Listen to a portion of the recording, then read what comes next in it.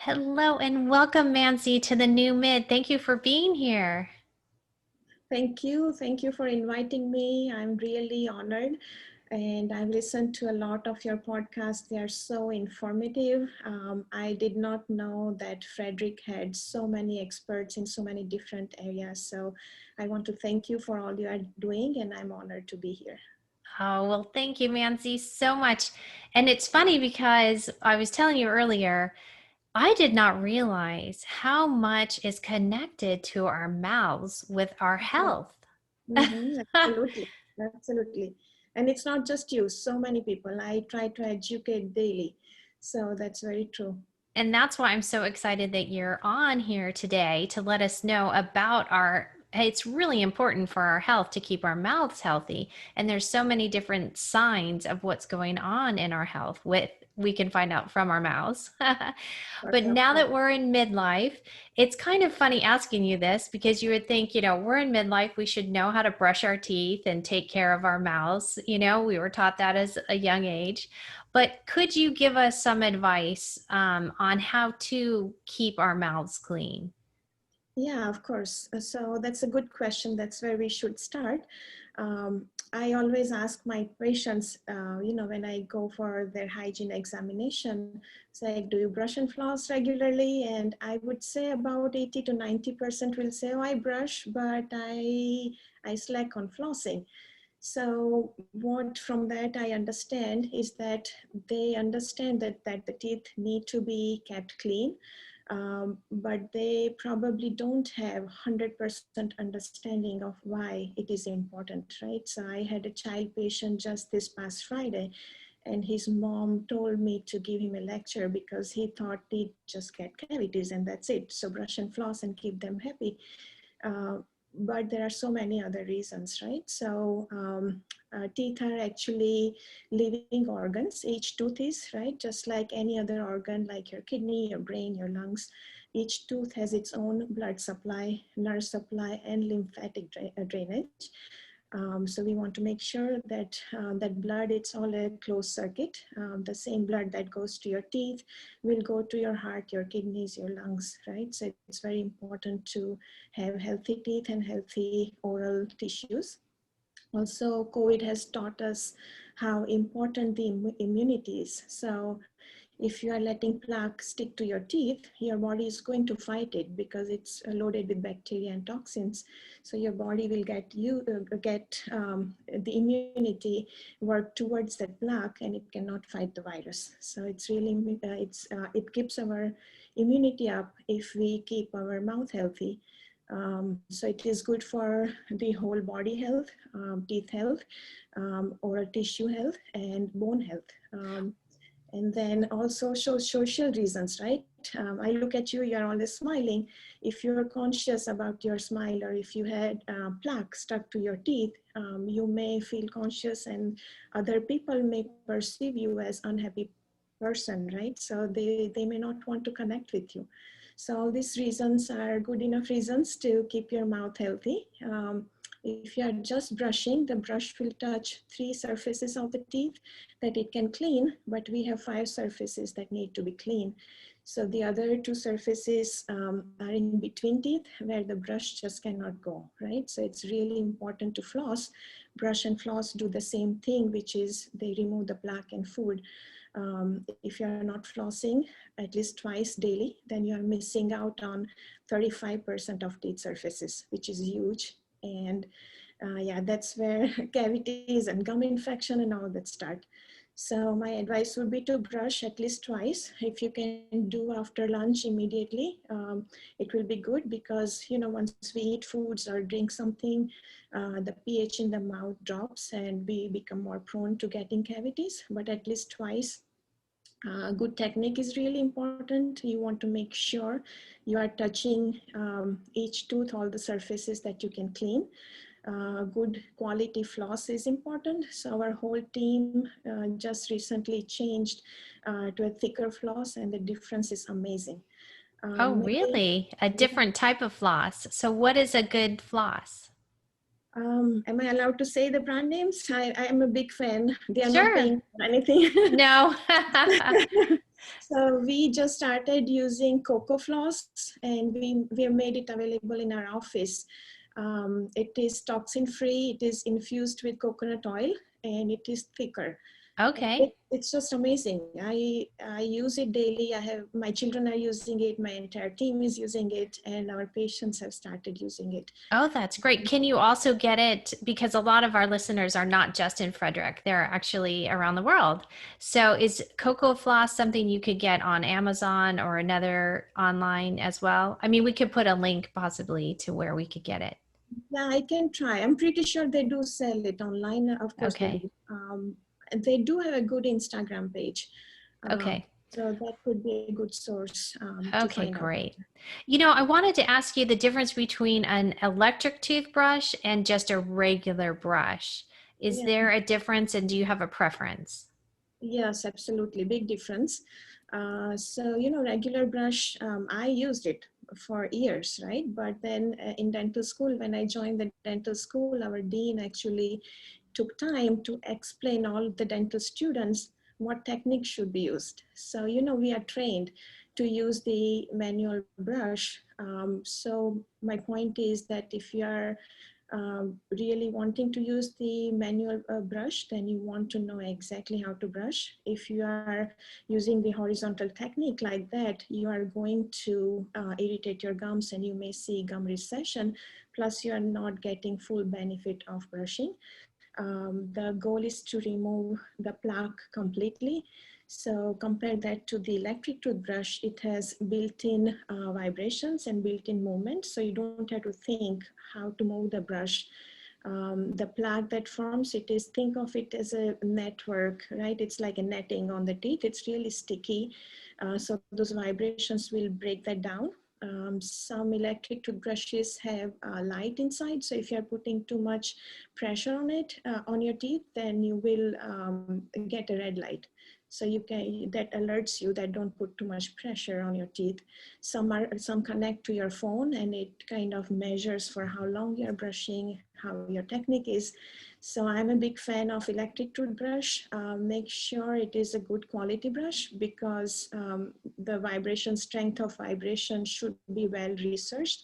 How many vibrations per minute, how should the brush head should be, the quality of the bristles, all those things make a big Oh, that's great. What do you think difference. about water picks? Because if you don't like flossing, what do you think about a water pick? So I will never say don't floss. Try Cocoa Floss. You will like it. It literally takes 2 minutes. So definitely floss, but I use both. I use water pick and flossing. And again, the result is amazing. I check my gums daily. So water pick is like pressure washing the teeth. It will touch the areas if you're missed from brushing and flossing. Keep it on a low setting. Some essential oils can be added to water pick. Just make sure you rinse it out pretty well and it will aid to your daily hygiene Oh, routine at home. what So kind of essential oils do you use? That sounds really nice. yeah, it is. It actually reduces the inflammation in the mouth. Again, good quality is important. You just don't buy it off of a grocery store aisle or shelf, but oregano oil is one of the well-researched ones. It can be applied by using a small brush around your gums, and it improves the health. It can be a few drops can be added to a regular size tank of a water pick, and it can be used to flush things out in between your gums. Oh, uh, that sounds in between your amazing. teeth. So, I wanted to talk about gum recession because in midlife, I know I'm noticing, I don't even want to smile, but I'm noticing my gums are receding. Is that normal in midlife? And is there anything we can do about gum recession?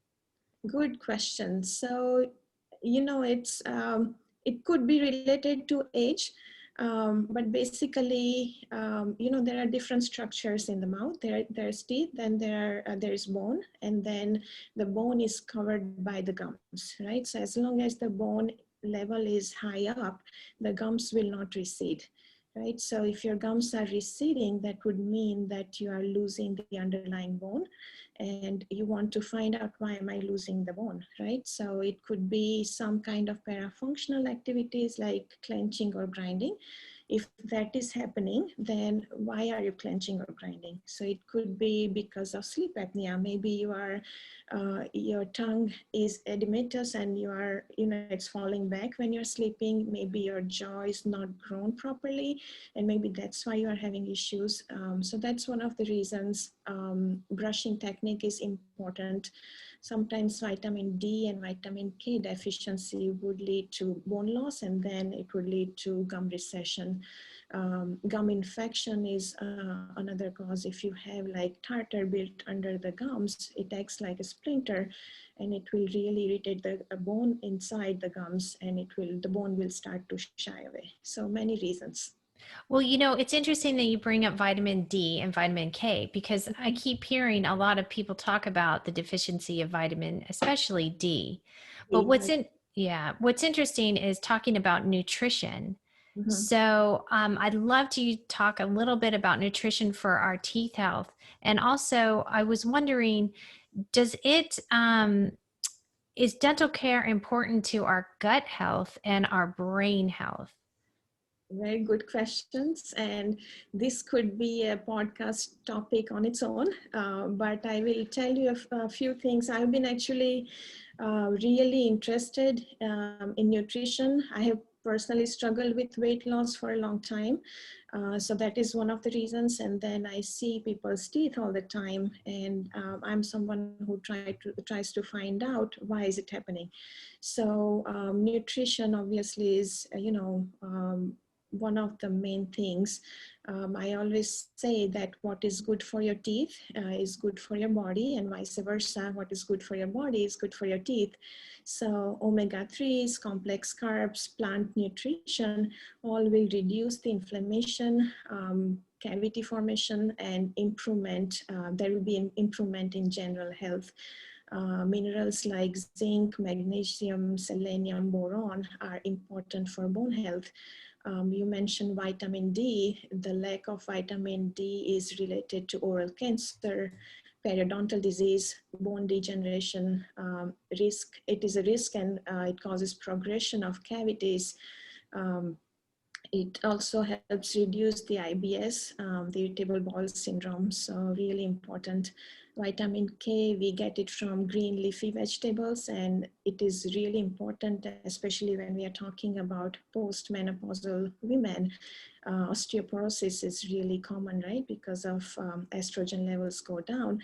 Vitamin K helps reverse that, or it helps with the bone density. So it's a good idea to talk to a good nutritionist and a medical doctor. Well, Vitamin B, yeah, go ahead, sorry. Well, what's interesting that you bring that up is does menopause play havoc with our gums and our teeth?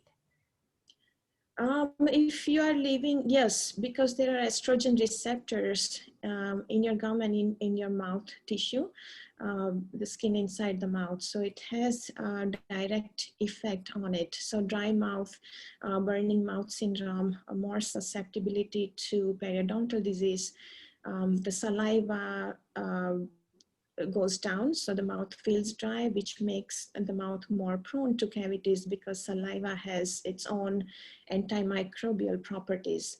So yes, it does, but it's really important to, drink your water, take your supplements, be regular with your OBGYN, dentist, medical appointments, and, do the best you Right. can. No, Mhm. that's really, really wise.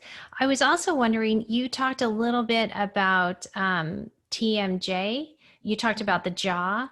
So is there something aside from night guards that we could use if we do have TMJ? Does like Botox work? So, night guard is a band-aid. So does it work? Yes, it does work. Does Botox work? Yes, it does. I personally have not done it, but I have a lot of colleagues who are doing it. It helps with pain, right? But again, you want to know where the pain is coming from and why is it happening. Normal joint does not hurt, right? So the TMJ, actually it's a name, so it is temporomandibular joint. The correct term would be TMJ disorders or TMJD or TMD, meaning there is some disease going on in your joint. Basically, we have the skull here, which is part of base of the skull, or the temporal bone, which So is part that's of like the, right above your, right it's below right here. your cheekbone. Is it your cheekbone? It's right here. I know we're audio. So when you're Oh, saying right here, you mean all right by right, your ear? correct. Right Sorry. by your ear, like the Yeah. cheekbone right by your ear. Okay. Right. Sorry. And then there is mandible, which is our bottom jaw, and it is a ball and socket joint. So the bottom jaw is a ball, and the skull bone, the temporal bone, is a socket, and they both come together with the help of lots of muscles, tendons, cartilages. And normally the ball would like to be in the socket, and then everything is in harmony.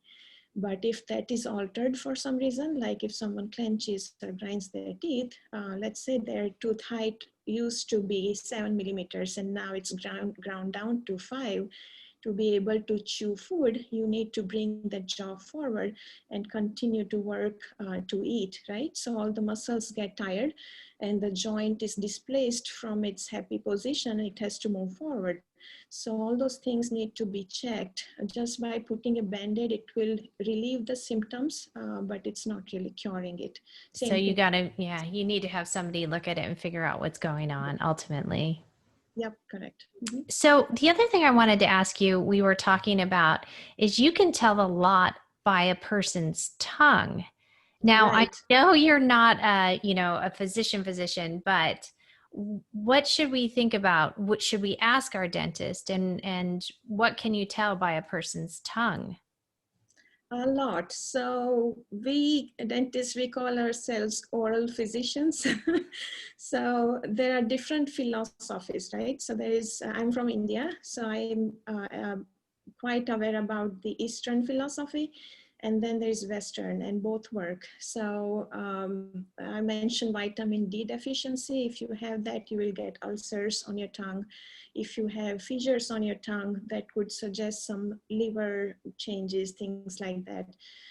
If your tongue is showing some scalloping on the side, that could mean that your thyroid is probably low, and that's why you are getting all this fluid going into your tongue. Or it could also mean that you may have some obstructive sleep apnea kind of issues. So a lot can be diagnosed just by looking at the tongue. Eastern philosophy, they connect the tongue with different body tissues like or body organs. The tip of the tongue could be related to your heart, sides of the tongue to your liver, that kind of thing. So a lot can Interesting. be, yeah. Now, how about a tongue scraper? And can you use your toothbrush to scrape your tongue, or should you get a proper tongue scraper? Excellent question. So again, I was born and raised in India, and it is, you don't even think about it. Everyone scrapes their tongue. The tongue scrapers come in a lot of different varieties. So it is very important to me that I scrape my tongue and keep it clean. If I don't, I know it immediately, right? So all the odor forming bacteria, I shouldn't say all, many odor forming bacteria reside on the tongue. If you clean your tongue regularly twice a day, then your breath will be fresher. Uh, there are also dead cells on the tongues. If you remove them, you don't want to hurt yourself. You want to be really gentle, but you will taste food better, right? And overall, your health will improve. So That is great. Now, it's interesting now that we have COVID and we are yeah. wearing masks more, is there Mhm. anything we need to worry about with our masks, our mouth with our masks? You mean in terms of hygiene or keeping? Hygiene, breath, keeping it fresh, I mean, maybe the tongue scraping is enough to do, but, is there anything we need to worry about that we're wearing mask more, or is it fine? Like it's not an issue because you wear a mask all day at the dentist since you're a Right. dentist. Right. So I is do. there anything we need to worry about with wearing masks? I would say the masks have made people more conscious of their own breath. So we are seeing that patients are asking us. Before that, they were not aware unless someone told them. So mask is important. Obviously, we want to be safe, especially with this virus. But I wouldn't be worried. You want to make sure if you're using the disposable masks, you want to dispose them off frequently, or if you're using the washable mask, then you keep them clean. If you sneeze into a mask, you want to change it immediately. But if you are aware of your breath, definitely get your gums checked. That's great. And it's my understanding that if you have a metallic taste in your mouth, that you should absolutely go get your blood sugar taste tested. Is that true? Because that could be one of the first signs of diabetes. Have you heard of Um, that before or no? Well, metallic taste, I would think that it comes from, it could be diabetes, I don't know. It is all connected, right? So I'm going to talk about diabetes and other health conditions that have direct effect in the mouth. But a metallic taste, usually it comes from oral galvanism. So that means that you could have different metals in the mouth, and that are kind of getting connected because it's a wet environment, right? So that could be the reason that some metal is coming out. It could be mercury or gold crowns, any kind of, we used to do porcelain fused to metal crowns. So those metals could be coming out from your restorations. Actually, that leads to my next question because a lot of us in midlife, from the 60s, 70s, and 80s, we Mhm. have those mercury field cavities. Mhm. So, are they still safe to have in our mouth, or should we get the mercury out of our mouth, the fillings redone? So let me make this easy to understand, right? So one mercury filling weighs about 1 gram, right? So mercury amalgam filling, it's an alloy. It is 50% mercury and the rest is metal, which is a combination of silver, tin, copper, and then it is mixed in. Mercury is liquid and then there is powder and then it's mixed in. So if one filling weighs about 1 gram, it has about half gram of mercury, right? It's 50% mercury. So if they find half gram of mercury in a 10-acre lake, they will issue a fish advisory. Wow. So, right, so that's how bad it is. I actually started dental school in 91, 92, and I was there until 97, and we were never allowed to place anything but mercury fillings in the posterior, the back teeth. Same thing at University of Pennsylvania, where I did my second doctorate degree after coming to US. Same thing, we were never allowed to place any white fillings until 2009. Right now, a lot of research is coming out that every time we brush or have changes in temperatures in the mouth, the mercury actually comes out. And it is a non-neurotoxin, right? The symptoms could be really vague. It could be like, oh, I'm getting really tired. I can't remember stuff like I used to be. My thyroid is acting up. It could be related to age, but we don't really think about the mercury filling in the mouth. Um, I'm doing a lot of reading, and until now, we were told that it is safe in the mouth. But then at the same time, the authorities asked us to put mercury filter in our office. So the mercuries that, or the amalgam fillings that we remove from the mouth, the mercury will not go into the environment. My question is, if it is not safe for the environment, how is it safe in the mouth, right? Oh my goodness. Wow. Okay, Yeah. this is making me rethink because I have a couple, I have to admit. I had a few cavities as a kid. So No, no, I really wonder not. if that can be part of the brain fog that we get sometimes. It's very much linked to it. Obviously, you want to have the full body workup done, One more important thing is that, I stopped placing mercury fillings after I graduated, second graduation, I should say, in 2009.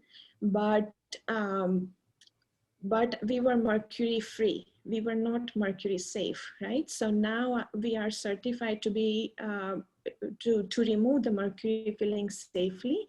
That means we have a mercury filter very close to the patient's mouth when we are removing the mercury filling, because it vaporizes when we take it out. I want to be safe. I want to keep you safe as my patient, and then my assistant has to be safe. So we don't want to inhale all that. We wear special masks. We put a rubber sheet around the teeth so you don't swallow all those metal particles. So it is important to have it removed safely. There is an organization. It is called, I always forget that their full form. It's IAOMT. So Academy of Medicine and Toxicology, and they teach how to remove. They teach us dentists how to remove it safely. Wow. So yeah, very important. That's really interesting and powerful that it's so toxic that when you're removing it, you have to go through all of these procedures. Okay, so I want to lighten the topic, lighten the interview a little bit. Let's talk about teeth whitening. That's a good So, topic. because a lot of us, first of all, what is staining our teeth? Is it the tea and coffee that we're having, the food that we're having? And then what do you recommend for whitening our teeth? So there are two different types of stains that happen. There are intrinsic stains and then there are extrinsic stains. So intrinsic stains would be something when the teeth germs are growing inside a child's mouth, right? So if some disturbance happens during the growth phase, then the teeth could be stained. Now it is not happening, but there are still patients that I see whom their mothers actually took tetracycline during the pregnancy, and their teeth became really dark. So Oh, it's like a wow. typical, yeah, very typical staining. Just by looking at it, we can tell, okay, this is tetracycline staining. So that is intrinsic staining. And then there is extrinsic, like you mentioned, anything that could stain a white t-shirt could stain the teeth. So that could be coffee, tea, smoking, wine, turmeric, I like curries, so anything can stain the teeth. Also with age, the enamel kind of gets thinner, and the inside structure is called dentin, which is yellow in just by nature. It is yellow, so it kind of shows through more. So all these things can cause teeth staining. And what about enamel? You mentioned enamel. We're in midlife now, so I keep saying that over and over again. But we've had quite a few years of brushing and eating and all of that. Right. How do we protect our enamel? So you want to, again, you don't want your mouth pH to drop below 6.8. Which means even the body, right? Body wants to be in alkaline state. And if it is, then all these diseases can be avoided. So mouth especially, you don't want to sip on acidic drinks all day long. We like sugar every now and then is okay, but you don't want to continuously doing it. You don't want to, if you're grinding your teeth, you want to look into the root cause of it and really get that checked out. That's where you lose the enamel also. And then the toothpaste. So there are many, like hundreds of different types of toothpaste available, right, on grocery store aisles. So, FDA issues an index or a score, and it is called RDA, which is relative dentin abrasion. It is their way of, measuring how many abrasives are put inside the toothpaste. So the regular desensitizing toothpaste, just to give you an example, would have an RDA score of about 40 to 60, and whitening toothpaste will have a score of about 150. Wow. So, Okay. right. That's a lot. Now, could these whitening toothpastes hurt your enamel? Yes, because they Okay, basically, sorry about the dog, that's they okay. basically just remove the stains on top surface of the teeth, right? So therefore, the toothpaste to be able to do that, they have to put a lot of abrasive substances inside the toothpaste, and it is going to wear the enamel. So if you're really wanting to whiten your teeth, professional whitening is the way to go.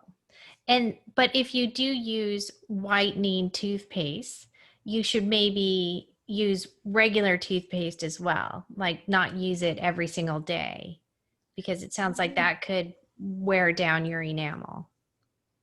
It will, yeah. I personally would not recommend the whitening toothpaste. Again, if you really want to whiten, you want to do it safely. If the stains are coming from coffee, then you may want to use a straw and rinse your mouth or brush your teeth immediately, so your teeth will stain less. But I will not lose my enamel because it doesn't grow again. So you want to preserve what you have. Okay, that makes sense. All right, so stop using the whitening toothpaste. Just get your teeth whitened and then take precautions. Right. There you go.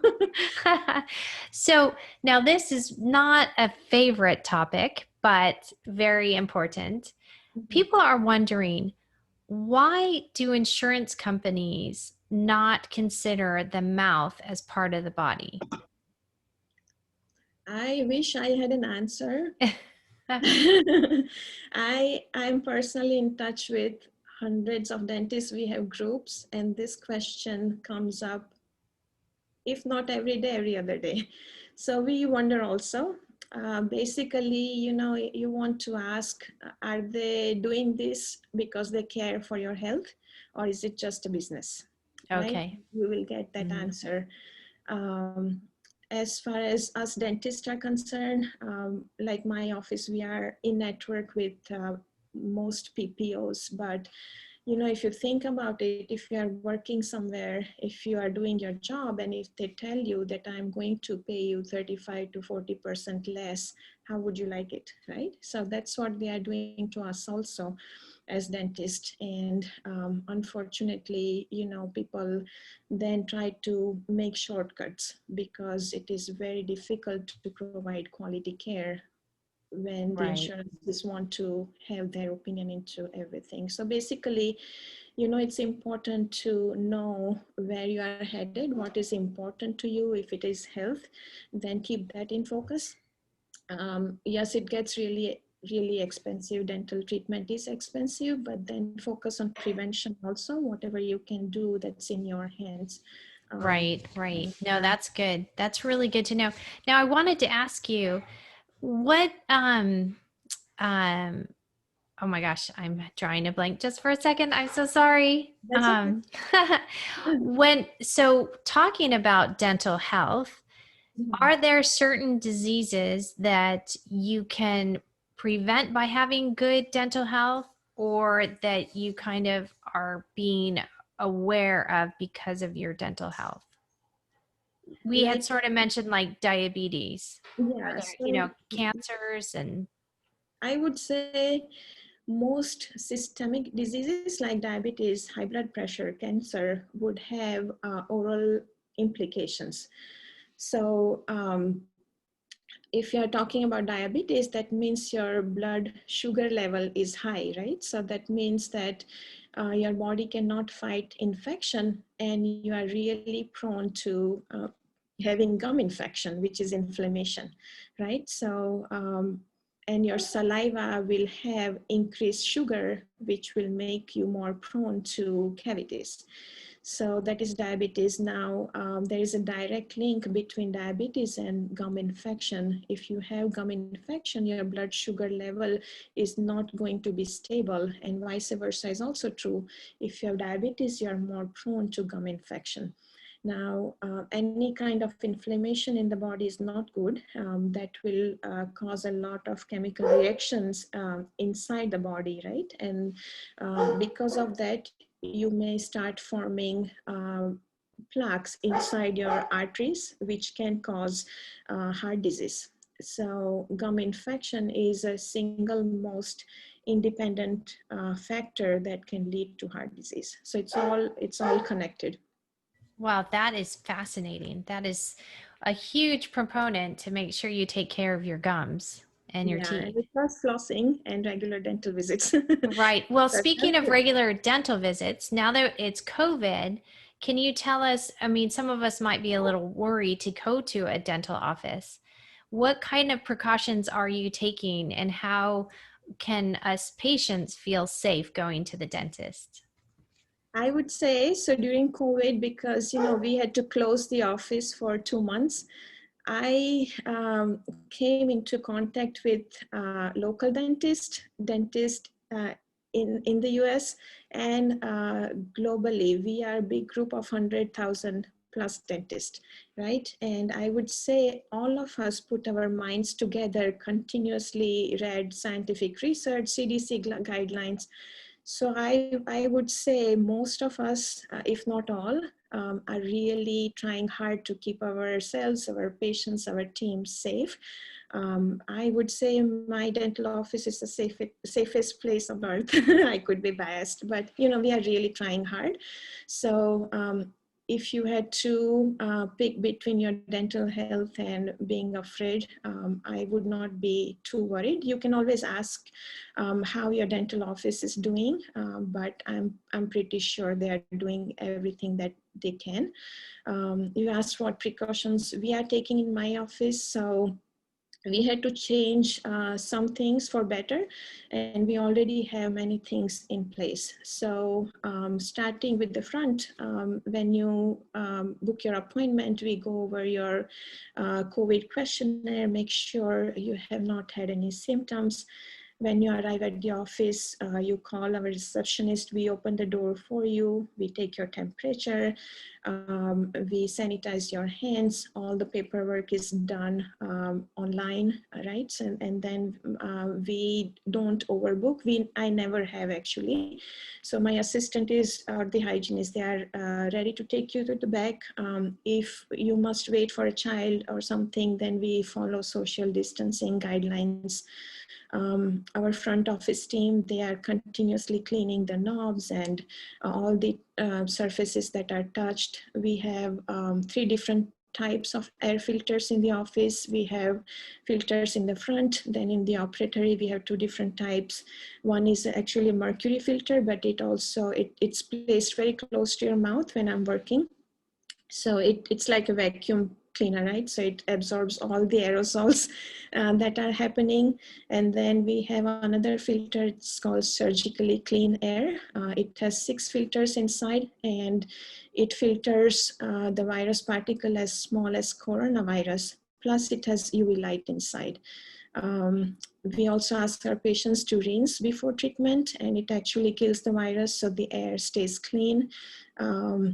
Our rooms are cleaned 3 times after each treatment. We have added HOCl solution, so we are cleaning the air, which became available after COVID closures. So we have added that.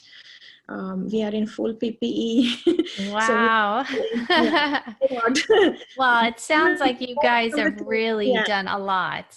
we have done a lot, and we are wearing full PPE, you know, and Well, you someone, know what's so great about this is it uh-huh. just seems like it just heightened everything and made everything even that much better that you were already Absolutely, doing. absolutely. So, Yeah. so to have for someone to have the confidence to go to your office or a dental office, it sounds like you've all kind of brainstormed and come up with some amazing protocols to follow. Absolutely, So there's absolutely. no excuse now. Everybody needs to go to the dentist, and it's super important. Well, Bansi, this has been an amazing interview, so insightful, and I cannot appreciate you enough for coming on. Thank you. And I would say if this helps at least one person, then I've done my job. So thank you for letting me speak, and thank you very much for the opportunity. Thank you.